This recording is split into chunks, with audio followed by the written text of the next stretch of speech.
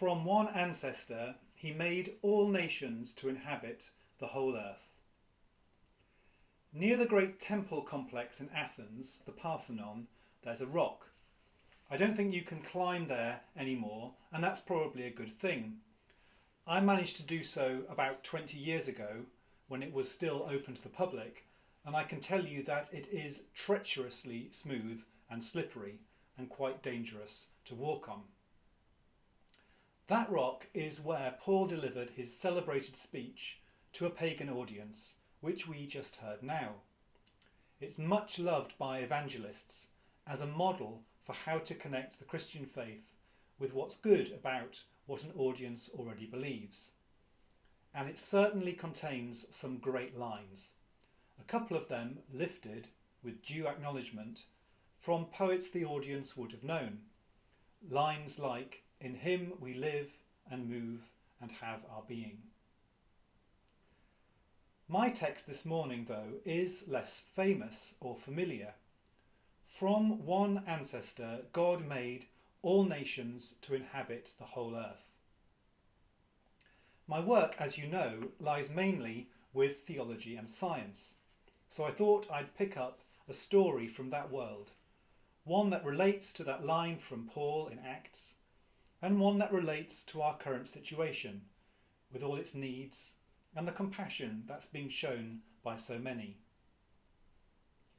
If you believed the more secular press, you'd think that my work on theology and natural science would be all about negotiating some sort of terrible, inevitable conflict between the two.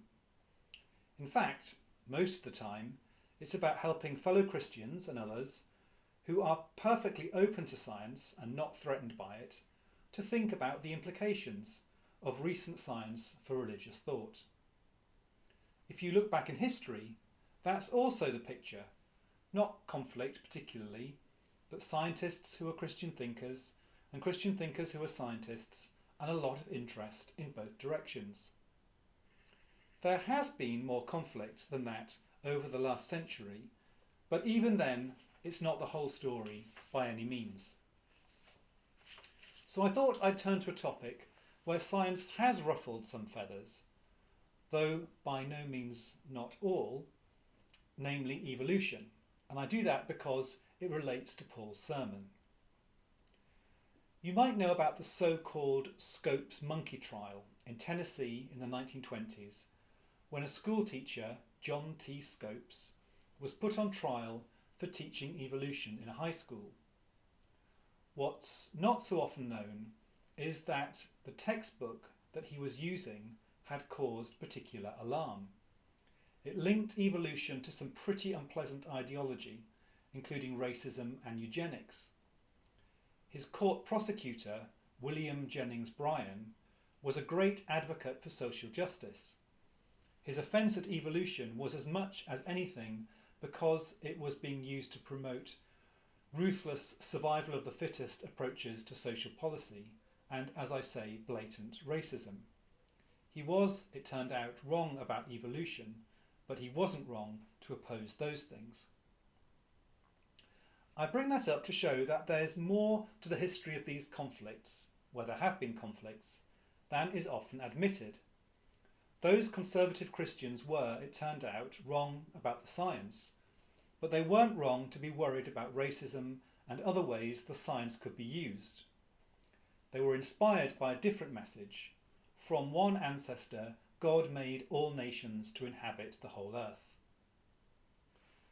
Turning the clock back a bit further, we're used to the idea that Darwin's theories were rejected by Christians of his day, but in fact, that wasn't true across the board. There's a wonderful letter by John Henry Newman, for instance, to a friend, saying that there's nothing to fear in Darwin's account.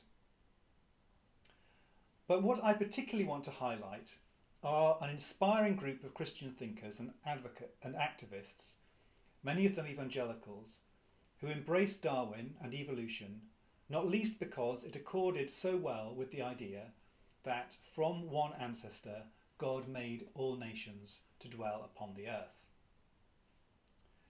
The idea of a common descent or ancestry for all human beings is so familiar to us that we probably take it for granted.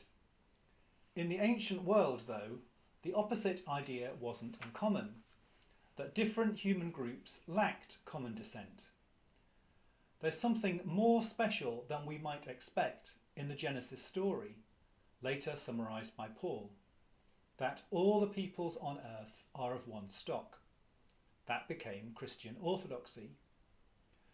Only when Christian belief ceased entirely to set the running in the 19th century, and only as the Christianity that remained sometimes lost its bearings, did the idea regain ground that human beings are not of one family. Although that idea could be passed off as scientific research, racism was not far beneath the surface. The idea began to take root, for instance, in the American South. The consequences are obvious, but terrible, of thinking that people who look different aren't even in the same species. Into that setting came Charles Darwin, whose theory of universal descent with modification would establish categorically that Africans, Asians, Europeans, Australasians, Native Americans, we are all one species, one family. And Christianity, it turned out, both watered the roots of that theory and made use of its fruits, as I will explain. It now seems clear that Charles Darwin did not come up with the idea of common descent in isolation, cut off from its social relevance. He was deeply formed from childhood and at university by themes of universal human value. His family circle included some radically socially minded Christians, for instance. His wife, who was also his first cousin, was a Wedgwood. And at university, he came under the influence of currents happily very much opposed to slavery, not least in the work of William Paley. Richard Dawkins might deride Paley for his work on biology, which is in fact more sophisticated than is often recognised. But even if Paley was wrong about biological origins, he was certainly ahead of his time as an early, forceful critic of slavery. And evangelicals around the time of Darwin and just after were also fierce abolitionists and would seize on the fruit of Darwin's work to oppose slavery and fight for universal human dignity, recognising that Darwin had underlined, in fact, and forcefully, that from one ancestor God made all nations to inhabit the whole earth. I offer that story in part because I thought it might be good to bring you something from my academic discipline, and because it's a cheering story, we could probably do with some cheering, and one that opposes the idea of an inevitable conflict between science and religion. It also illustrates that the history of the relation between science and religion is more interesting than tired assumptions of inevitable conflict would suggest. And it shows that relations between theology and science are often shaped by more than just the science on its own terms. The consequences of science and the use and misuse of science for social ends has been an important factor, whether that's in rejecting evolution because it had been yoked to racism in Tennessee, or championing it because of its message of human solidarity in the immediate wake of Darwin in England. Other phrases from Paul's sermon are maybe more familiar than the one I've jumped off from. From one ancestor, God made all nations to inhabit the whole earth.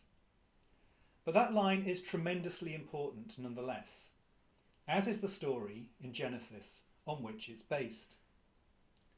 The idea that people can look different and have different customs and come from different places, but still be one human family, lies at the heart of so much Christian social teaching.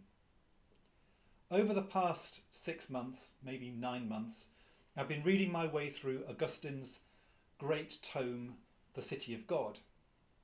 And I was struck by a passage there where he talks about all the unusual sorts of people he's heard about. Nations far away with one foot, or different numbers of fingers or limbs, or groups of hermaphrodites, as well as people born in lands less far away from him, with what we would now recognise as the effects of some genetic disorder or other. And Augustine is fantastically compassionate, more so, I have to admit, than I was expecting from someone who lived in the 4th and 5th centuries. His message: we are all one human family, because from one ancestor God made all nations to inhabit the whole earth. There is such great need around us today with the coronavirus, and although some around the world, indeed some in high or highest office, have responded selfishly or xenophobically, the general pattern is of generosity and fellow feeling, of kindness born of a sense of solidarity. The message, which in our culture goes back to Genesis and was restated by Paul and confirmed in science by Darwin and his successors, seems to be recognised. We are all in it together and all bound together by common descent. The consequence for Christians, as Paul put it elsewhere: so then, as we have the opportunity, let us do good to everyone, and especially to those who are of the household of faith. And why?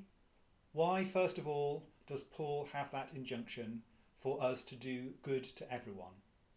Well, because he recognised that from one ancestor God made all nations to inhabit the whole earth.